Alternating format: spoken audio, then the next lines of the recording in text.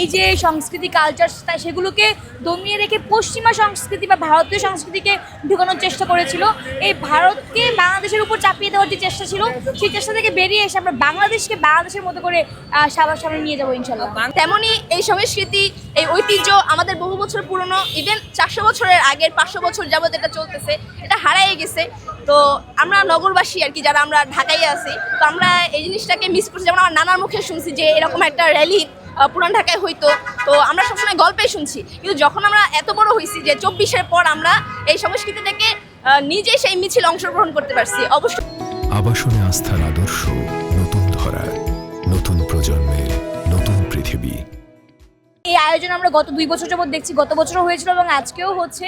আমরা এই আয়োজনটাকে সামনে এগিয়ে নিয়ে যেতে চাই এবং একই সাথে বলতে চাই যে আপনারা জানেন যে গত 17 বছর যখন আওয়ামী লীগ ছিল বা অন্যান্য কোনো দল ছিল, তখন কিন্তু এই আয়োজন ছিল না।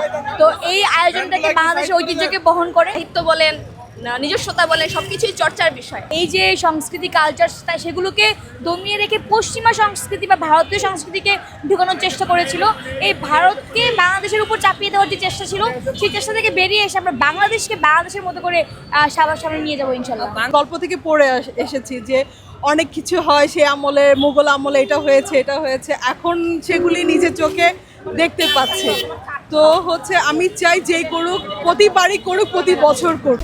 আবাসনে আস্থার আদর্শ, নতুন ধরা, নতুন প্রজন্মের নতুন পৃথিবী।